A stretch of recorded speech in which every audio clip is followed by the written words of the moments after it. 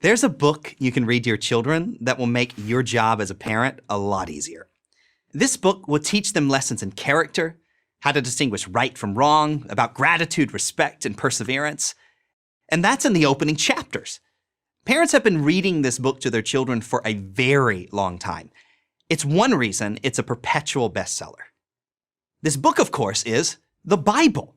And you don't have to be religious to read it, and your children don't have to be religious to enjoy it and get a whole lot out of it. Decency, kindness, charity, selflessness, and sacrifice, they're all right there. Consider the story of David and Goliath. 9 feet tall, clad in armor, Goliath is the most fearsome warrior of his day. How could he not be? He's 9 feet tall, for goodness sake. Who wants to go against a giant like that? No Israelite, that's for sure. Except for one, a skinny shepherd boy named David. This boy has 3 things going for him: courage, a slingshot, and faith that God is with him. As he strides out onto the battlefield to face Goliath in single combat, he holds the future of the Israelite nation, not to mention his own life, in his hands. Wrapped up in all of this tension and drama are valuable lessons that any child can profit from. David refuses to be intimidated by a bully. He's willing to act, to show resolve, even in the face of his own self-doubt. His actions paint a portrait of true heroism in the face of true danger. Isn't that the kind of strength we want our children to emulate? To be able to defend themselves and later their families and their country. Or how about the story of the brothers, Cain and Abel? Abel, the shepherd, looks at his lot and he's filled with gratitude for his blessings. He offers as a gift to God the very best of his flock. Cain, the farmer, is selfish, unsatisfied with what he has, and he offers only a paltry gift of grain. When God favors Abel's present, Cain allows jealousy to overwhelm him. God speaks to Cain and tells him, "I know you're feeling angry, but you can overcome those feelings and master them." Cain doesn't listen, doesn't control his jealousy, and kills Abel.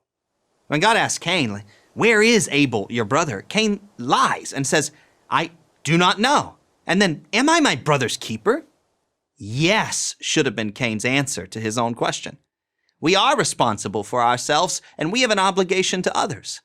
We all have emotions and passions, but God has given us the tools to master those emotions. And master them we must if we are to live a productive and ethical life.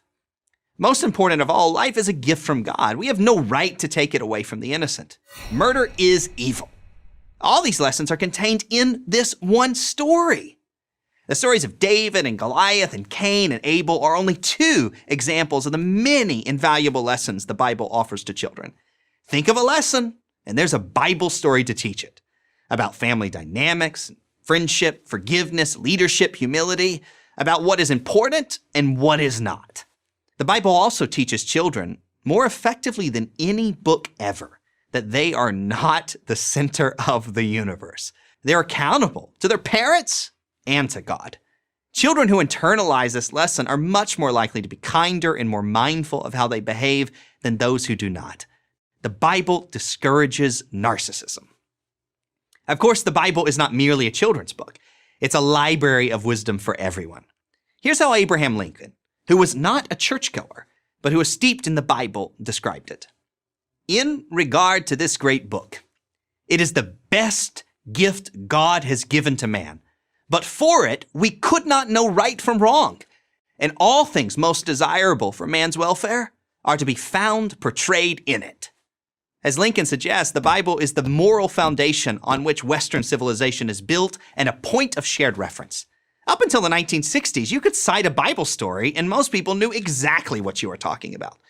Everyone from Shakespeare to Dickens to Franklin Roosevelt made great use of Bible stories to communicate their themes.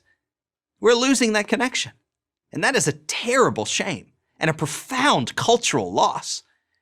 If you don't have some biblical literacy, you can't fully appreciate the powerful words of Martin Luther King, for example. Only if you know the story of Moses can you fully appreciate King's poetic vision of having seen the promised land. Of the Bible, Yale theologian George Lindbeck famously said, There was a time when every educated person, no matter how professedly unbelieving or secular, knew the actual text from Genesis to Revelation. Our goal should be to get back to that kind of biblical literacy. And it starts with our children. Your children. Read them a Bible story tonight. Who knows? You might learn a few things too. I'm Johnny Moore for Prager University.